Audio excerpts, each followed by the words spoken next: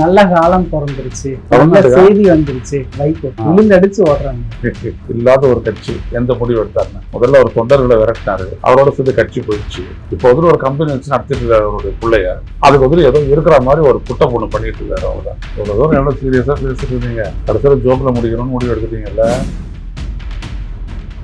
ஒரு காலகட்டத்துக்கு அப்புறம் பாத்தீங்கன்னா ஒரு துரோகம் ஒண்ணு செய்வாரு, அதுக்கு என்னன்னா பாம்பின் நிழலில் தவளையா அப்படிலாம் பேசுவாரு. அப்புறம் ஒரு 3 வருஷம் கழிச்சு நான் அன்றைக்கு உறுதிமொழி அளித்தேன் அப்படின்னு சொல்லி ஸ்டாலின் அப்படியே கட்டி பிடிச்சிருக்காரு. ஸோ இப்போ விஜயை கட்டி பிடிச்சிக்கிறாரு. அருமையா இருக்குது. இந்த 30-40 நாள்ல அருமையா இருக்கு அப்படின்னு சொன்னாங்க. ஒரே ஒரு அரசியல்வாதி யார் அப்படின்னா வைகோ பாலசாமி தான். இவர் போட்டிருப்பாருன்னு நினைக்கிறேன். பிகிலுக்கு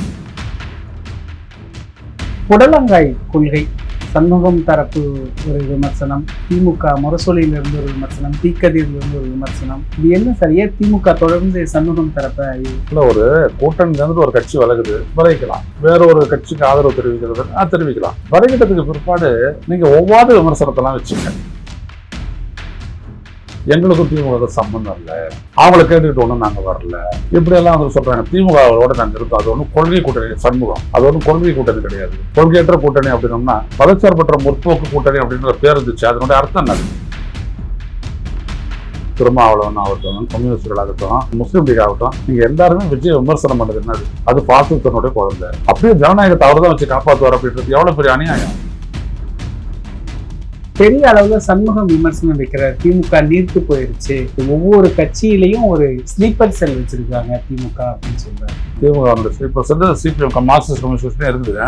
ஏன் அவங்களோட ஒட்டிக்கிட்டு இருக்குது? இதே ஜெயிச்சிருக்காது சொல்லுவீங்களா? ஒரு கட்சி ஜெயிச்சிருந்ததுன்னா அவங்க பத்தி பார்வை வேற, ஒரு கட்சி தோத்துச்சுன்னா உங்களுடைய பார்வை போற.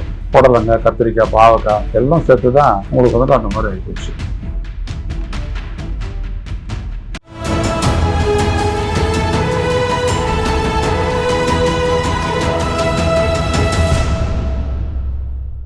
தமிழரம் நேயர்களுக்கு வணக்கம். இன்று நம்முடைய மூத்த பத்திரிகையாளர் திரு ஐயநாதன் அவர்கள் இணைந்துள்ளார். சார் வணக்கம். சார் வணக்கம். நல்ல காலம் பிறந்துருச்சு, நல்ல செய்தி வந்துருச்சு, வைகோ விழுந்தடிச்சு ஓடுறாங்க. இல்லாத ஒரு கட்சி எந்த முடிவு எடுத்தாருன்னு முதல்ல ஒரு தொண்டர்களை விரட்டினாரு, அப்புறம் அவருக்கே தொண்டரடி பொடியாடுவாரா இருந்தவரையும் விரட்டினாரு, அவரோட சேர்ந்து கட்சி போயிடுச்சு. இப்போ வந்து ஒரு கம்பெனி வச்சு நடத்திட்டு இருக்காரு அவருடைய பிள்ளைய, அதுக்கு வந்து ஏதோ இருக்கிற மாதிரி ஒரு குட்டை பொண்ணு பண்ணிட்டு இருக்காரு. அவ்வளவுதான். எப்பொழுதும் ஒரு காலகட்டத்துக்கு அப்புறம் பார்த்தீங்கன்னா ஒரு துரோகம் ஒன்று செய்வார், அதுக்கு என்னன்னா பாம்பின் நிழலில் தவளையா அப்படிலாம் பேசுவார். பயங்கரமா இருக்கும் பேசும்போது. நம்மளுக்கு ஐயோ பாம்பு, கீழே பார்த்தா தவளை. இவ்வளோ தூரம் எவ்வளோ சீரியஸாக பேசிட்டு இருந்தீங்க, கடைசியில் ஜோக்கில் முடிக்கணும்னு முடிவு எடுத்துட்டீங்கல்ல. அப்புறம் ஒரு 3 வருஷம் கழிச்சு நான் அன்றைக்கு உறுதிமொழி அளித்தேன் அப்படி சொல்லி ஸ்டாலின் அப்படியே கட்டி பிடிச்சிக்கிறாரு. ஸோ இப்போ விஜயை கட்டி பிடிச்சிக்கிறாரு. அருமையா இருக்குது. ஒரே ஒருத்தர் தான் நம்ம இந்தியா உலகத்திலே சொல்லியிருக்காங்க, விஜய் ஆட்சி இந்த 30-40 நாள்ல அருமையா இருக்கு அப்படின்னு சொன்னது ஒரே ஒரு அரசியல்வாதி யார் அப்படின்னா வைகோ பாலசாமி தான். அது யாரு கிடையாது. அவ்வளவு திறன் அவருக்குள்ள அப்படியே பொதிஞ்சு கிடக்குது, அது அப்படியே வெளில வருது. இவர் போட்டிருப்பாருன்னு நினைக்கிறேன் பிகிலுக்கு. எவ்வளவு பேர் தெரியும், அதான் சொல்ல வர. அது எவ்வளவு சந்தோஷமா சொல்றாரு பாருங்க. உங்க வீட்டுல இருக்கிறவங்களே பிகிலுக்கு போடுறாங்க அப்படின்னா என்ன அர்த்தம்? அப்புறம் உன்னுடைய புள்ள பயங்கரமான அறிவாளி தெரியும் உங்களுக்கு, ஹிட்லர் வழி வந்தவர். அவரு பைசப்ஸ்ல ட்ரைசப்ஸ்ல வச்சு அவர் இதே வளர்க்குறாரு. அப்படியே சும்மா தூக்கி அப்படியே நாம் தமிழர் கட்சி இது என்னது மடுமலர்ச்சி திமுக வந்து அவருடைய ட்ரைசப்ஸ்ல தான், பைசப்ஸ்ல தான் தொங்குது. அப்படியே அவங்க போட்டு வச்சிருந்தாரு. கூட இருந்தவொடனே வேணான்ட்டு வெளில போயிடுறான். அவ்வளோதான் உங்களுடைய அருகதையே, அரசியல் அருகதையே உங்களுக்கு. அவ்வளோதான். எங்கே இருந்தீங்க, எங்கே வந்து பேசுறீங்க, உங்கள் வசதிக்கு எது வேணாலும் பேசுவாங்க, அதை மக்களும் தொண்டர்களும் ஒத்துக்கணும். இதுக்கு ஒரு அரசியல். உங்களை பார்த்துன்னு நான் வைக்கப்படுறேன், அவ்வளோதான். வேற எதுவும் சொல்ல வரல. புடலங்காய் கொள்கை சண்முகம் தரப்பு ஒரு விமர்சனம், திமுக முரசொலியிலிருந்து ஒரு விமர்சனம், தீக்கதியிலிருந்து ஒரு விமர்சனம். இது என்ன சரியா? திமுக தொடர்ந்து சண்முகம் தரப்ப இல்ல, ஒரு கூட்டணியிலிருந்து ஒரு கட்சி விலகுது, விலகிக்கலாம். வேற ஒரு கட்சிக்கு ஆதரவு தெரிவிக்கிறது தெரிவிக்கலாம். ஒரு கட்சியிலிருந்து ஒரு தனி கொள்கை, தனி அடையாளம், தனி கொடி, தனி சின்னம் எல்லாமே தனித்தனியாக தான் இருக்கு. ஆனா வரைகிட்டத்துக்கு பிற்பாடு நீங்க ஒவ்வாத விமர்சனத்தெல்லாம் வச்சுங்க. திமுக எப்படி விமர்சிக்குது, இவங்க எப்படி திமுக விமர்சிக்கிறது அப்படின்றதான் இருக்கட்டும். நாங்க சுதந்திரமா தான் முடிவு எடுத்தோம், அப்படின்னு கூட சொல்றாங்க. நான் என்ன சொல்ல வரேன், விஜய் 107 இடங்கள் ஜெயிச்சிருக்கிறாரு. அவர் விட்டுட்டோம் அப்படின்னோம்னா குடியரசுத் தலைவர் ஆட்சி வரும். குடியரசுத் தலைவர் ஆட்சி வர்றதை தடுக்கணும். நம்ம அது பாரதிய ஜனதா கட்சியினுடைய பேக்டோர் கவர்மெண்ட்டாக இருக்கும். அதனால் நாங்கள் ஆதரிக்கிறோம். முடிச்சு போச்சு. 4 பேருக்கு அது ஒன்னே போகிறோம். விடுதலை சிறுத்தைகள், 2 கம்யூனிஸ்ட் கட்சிகள், முஸ்லீம் லீக், இவங்க 4 பேருக்கு அது ஒன்னே போகிறோம். அதை வச்சு அவங்க ஆதரிக்கலாம். அதுக்கப்புறம் இவங்க என்ன சொல்றாங்க அப்படின்னா, எங்களுக்கும் திமுக சம்பந்தம் இல்லை, அவங்கள கேட்டுக்கிட்டு ஒன்றும் நாங்கள் வரல, இப்படியெல்லாம் வந்து சொல்றாங்க. திமுகவோட நாங்கள் இருந்தோம், அது ஒன்றும் கொள்கை கூட்டணி. சண்முகம், அது ஒன்றும் கொள்கை கூட்டணி கிடையாது. அப்போ இந்த இடத்துல தான் எல்லாம் ஃபயர் ஆகுது. நீங்க விஜய் வந்துட்டு உங்களோட ஆதரவு தேடி வந்துட்டு இருக்கிற அந்த காலகட்டத்தில் நீங்க ஒவ்வொரு விஜய் போயிட்டு 4 மடையை ஏறி ஏறி இறங்கினாரு. நீங்க ஒரு தடவையும் அண்ணா அறிவாலயத்தை ஏறி ஏறி இறங்குனீங்க. நடந்துச்சா இல்லையா? அந்த 4ஆம் தேதி டு 10ஆம் தேதி எத்தனை முறை நீங்க அண்ணா அறிவாலயம் போனீங்க? அவர் எத்தனை முறை ஆளுநர் மடிக்கு போனாரு? ஏன் ஸ்டாலின் கிட்ட போயிட்டு சொல்லிருக்கலாம், ஒரே வார்த்தை சொல்லலாம், நாங்க வேற ஒரு முடிவு எடுக்கிறோம் ஐயா, வெளில போராட்டினா முடிஞ்சு போச்சு, அவ்வளவுதான். அவர் என்ன பண்ண முடியும்? அவரால் அற்ற குளத்து அறிஞர் பறவை போல எல்லாம் பறந்து போறாங்க, போங்க அப்படின்னு அவ்வளவுதானே. நீங்க தான் அவர்கிட்ட வந்துட்டு நாங்க இங்க ஆதரவு தான் தரோம், அங்க வெளியில தான் ஆதரவு தரோம், அதனால அந்த கூட்டணி நிர்ணயிக்கிறோம் அப்படின்ட்டு இந்திய யூனியன் முஸ்லீம் லீக்ல இருந்துட்டு நீங்க வரை எல்லாரும் சொல்லிட்டு இருந்தீங்க. அதுக்கப்புறம் என்னாச்சு? விடுதலை சிறுத்தைகளும் அப்புறம் இன்னொரு முஸ்லீம் லீக்கும் மந்திரி பதவி வாங்கிட்டாங்க. நாங்க இதுக்கு மேலே தொடர முடியாது அப்படின்ட்டு இவர் ஆரம்பிச்சார். யாரு?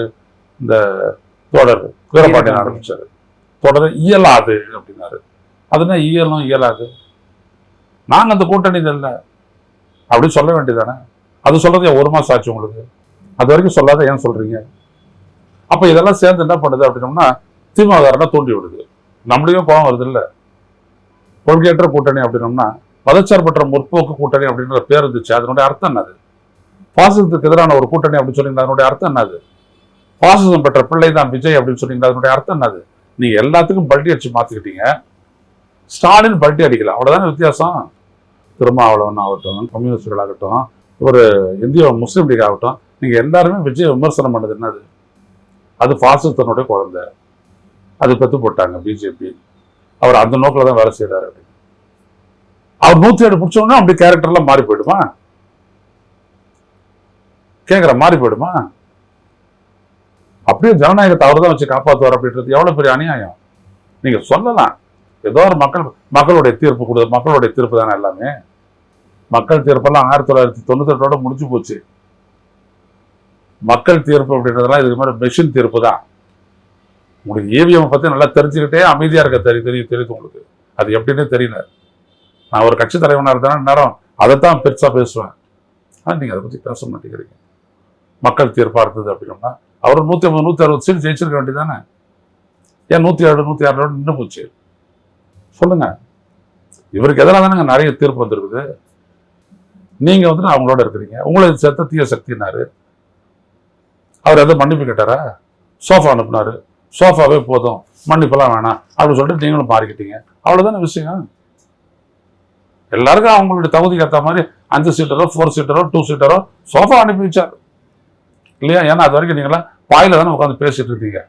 விடுதலை சிறுத்தைகள் அலுவலகத்துக்கு கம்யூனிஸ்ட் ஒன்று போட்டிங்கன்னா சேர் கூட இருக்காது, எல்லாம் தடுக்கல, அதை போட்டு தான் உட்காந்து பேசுவாங்க. ஸோ விஜய் வராரு அப்படின்னு தான் சோஃபாலாம் அங்கேருந்து வந்துச்சு, உட்காந்து பேச ஆரம்பிச்சாங்க. இதுல சார் நம்ம நம்பணும். சண்முகம் அவர்களை இந்த அளவுக்கு எதிராக செயல்படுறதுக்கு திமுக விமர்சனம் வைக்கிறதுக்கு காரணம் என்ன சொல்றாங்கன்னா, அந்த திமுக அதிமுக கூட்டணி பேச்சுவார்த்தை அது இந்த வரைக்கும் அவர் சொல்றாரு. இந்த கொள்கை புடலங்காய் விஷயத்துல கூட இந்த திமுக அதிமுக பாஜகவை சேர்த்துதான் இந்த புடலங்காயா வரைஞ்சு போடுறாங்க.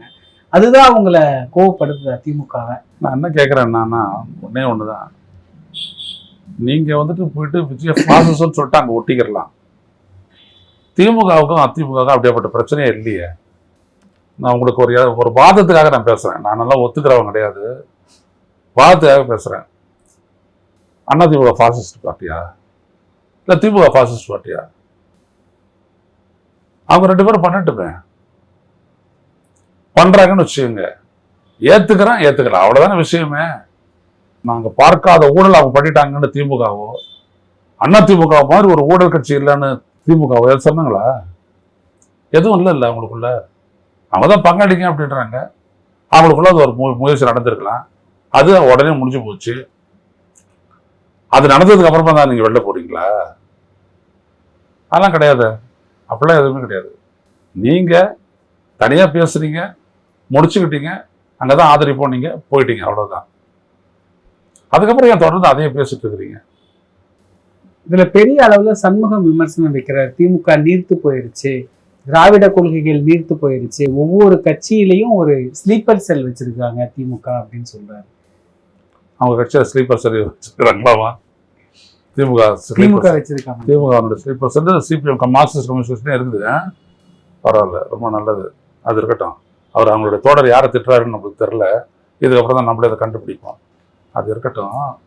நான் கேட்குற கேள்வி என்னன்னா, ஏன் அவங்களோட ஒட்டிக்கிட்டு இருந்த? இதே ஜெயிச்சிருக்காரு சொல்லுவீங்களா? ஒரு கட்சி ஜெயிச்சிருந்ததுன்னா அதனை பற்றி பார்வை வேற, ஒரு கட்சி தோத்துச்சுன்னா உங்களுடைய பார்வை போற. ஆக உங்களுடைய கருத்தை வந்துட்டு வெற்றி தோல்வி தான் நிர்ணயிக்கிறது கொள்கை கிடையாது, இல்லையா? ஜெயிச்சிருந்தது அப்படின்னா திமுக ஆட்சி வந்துருக்கு, நீங்க என்ன பண்ணிருப்பீங்க? ஆஹா ஓஹோ ஸ்டாலினுடைய இதுதான். நீங்க எவ்வளவு, அதாவது அவங்க என்ன பண்ணாங்க முரசொலியில, நீங்க என்னெல்லாம் எழுதுனீங்க 21ஆம் தேதி வரைக்கும், 21ஆம் தேதி ஏப்ரல் வரைக்கும் நீங்க என்னெல்லாம் எழுதுனீங்க தீக்கதிரில, அதனை எடுத்து போட்டாங்க. இப்ப சொல்லக்கூடிய குற்றச்சாட்டுலாம் அப்ப பொறுத்தாதா? 23ஆம் தேதி தேர்தல் முடிஞ்ச உடனே தான் திமுக அந்த மாதிரி ஆகிப்போச்சா? தப்பா இல்ல அது? நீங்க எல்லாம் தோழர்கள். இந்த தமிழ்நாட்டினுடைய மாற்றத்துல எவ்வளவு நீங்க பங்களிச்சிருக்கீங்க. ஆனா இன்னைக்கு அரசியலுக்காக நீங்க தடுமாறுறதும், நீங்க அந்தர்பட்டி அடிக்கிறதும் சகிக்க முடியல. நீங்க அவங்களுக்கு போயிட்டீங்க, அப்படியே போயிடுங்க. நீங்க முடிவு எடுத்துட்டீங்க, இதோட காங்கிரஸோட சேர்ந்துக்கலாம், அப்படியே அப்படியே வச்சுக்கலாம், அப்படியே விஜயோட இருக்கலாம், அப்படியே நிறைய சீட்டு கொடுப்பாரு, இங்க வந்துட்டு 5 சீட்டுக்கு போராடணும், இங்க ஒரு 10 சீட்டுக்கு போராடுவோம், அப்படி நீங்க முடிவு எடுத்துட்டீங்க. முடிவு எடுத்துட்டு அவ்வளவுதான். எதையுமே நீங்க சொல்லாத இருக்கலாம். ஸ்டாலின் ஏன் பேச போறாரு, ராஜா ஏன் பேச போறாரு? ஆனா உங்களுக்காக நீங்க சப்ப கட்டுறீங்க பாத்தீங்களா, உங்களுடைய முடிவுக்கு அந்த இடம் தான் பிரச்சனை ஆகுது. புடலங்க, கத்திரிக்காய், பாவக்காய் எல்லாம் சேர்த்துதான் உங்களுக்கு வந்துட்டு அந்த மாதிரி ஆகிப்போச்சு. திமுக வந்து 234 தனித்து நிக்கணுமா இல்ல? இல்ல, திராவிட முன்னேற்ற கழகத்தை பொறுத்த வரைக்கும், அண்ணா திராவிட முன்னேற்ற கழகத்தை பொறுத்த தனிப்பெரும் கட்சிகளா இருந்திருக்கு. இந்த 2 கட்சிகளும் இன்னைக்கு அப்படிதான் இருக்கு. அவங்களால தனிச்சு நிற்க முடியும், ஒன்றும் பிரச்சனை இல்லை. அவங்க என்ன நினைக்கிறாங்கன்னா, ஒரு ஒரு பகுதியில இருக்கக்கூடிய இப்போ கொங்கு மக்கள் முன்னேற்ற கட்சி அப்படின்னு ஒன்று இருக்குன்னா, அதுக்கு ஒரு கணிசமான ஒரு செல்வாக்கு இருக்கும், அதையே இழக்கணும் நம்ம அப்படி சொல்லிட்டு அவங்கள சேர்த்துக்கிறாங்க. அந்த மாதிரி இன்னொரு கட்சியை சேர்த்துக்கிறாங்க. அந்த மாதிரி இந்த நடிகர் ஒருத்தர் இருக்கார் இல்லையா, அதிமுக சார்பாக நின்னார், இப்போ திமுக கூட்டணியில் இருந்து நின்னார் இல்லையா, அந்த மாதிரி பலரும் இருக்காங்க. சில இடங்களில் பார்த்தீங்கன்னா ஃபார்வர்ட் பிளாக் இருக்குது, இன்னும் சில இடங்களில் இன்னும் சில கட்சிகள்லாம் இருக்குது. அதெல்லாம் அவங்க இணைச்சிக்கிறாங்க. ஏன்னா அது ஒரு ரெப்ரசன்டேஷன் கொடுக்கணுன்ற ஒரு எண்ணம் தான் அது பண்ணுறாங்க. அவங்கெல்லாம் வந்துட்டு உதயசூரியன் சின்னத்தில் அடிக்கிறதுலாம் தயாராகவும் இருக்கிறாங்க, புரியுதுங்களா? ஸோ அவங்கள வந்துட்டு நிறுத்திக்கிட்டு அதையே வச்சு அவங்க பண்ணலாம், அதிமுக அந்த மாதிரி பண்ணலாம்.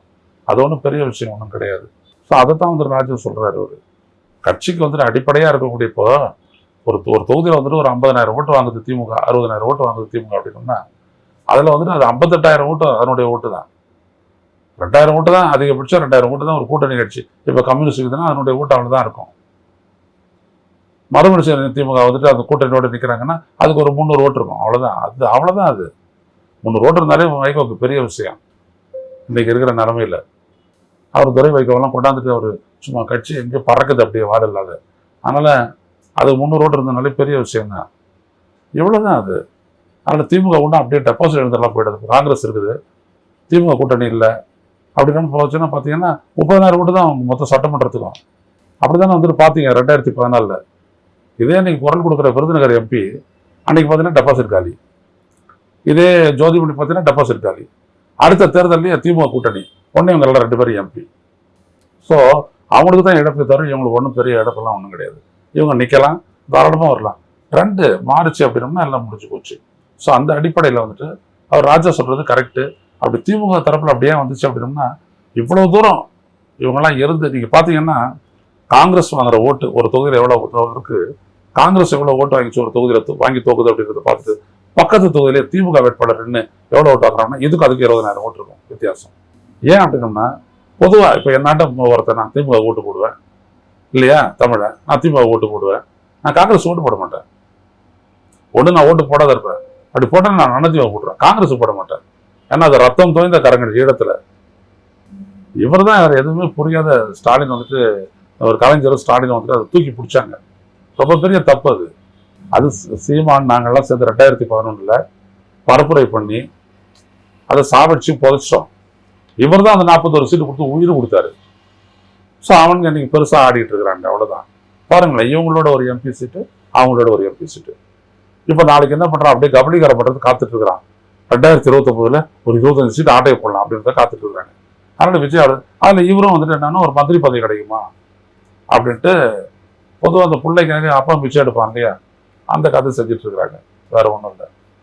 ஒரு நேரத்தில் ராமதாஸ் பண்ணாரு, அப்புறம் வாங்கி கட்டிக்கிட்டாரு, அப்புறம் மறுபடியும் வந்துட்டு காம்ப்ரமைஸ், அந்த மாதிரி இப்போ வைக்கோ செய்கிறார். அவ்வளோதான். நிகழ்கால அரசியல் குறித்து பல தகவல்களை பகிர்ந்து கொண்டதுக்கு நன்றி. இதே போன்று நிகழ்கால அரசியலின் சாரம்சங்களை அரசியல் ஆளுமைகளின் நேர்காணல் வழியே தொடர்ந்து காண தமிழ் நிறம் வலையொலியை சப்ஸ்கிரைப் செய்யுங்கள்.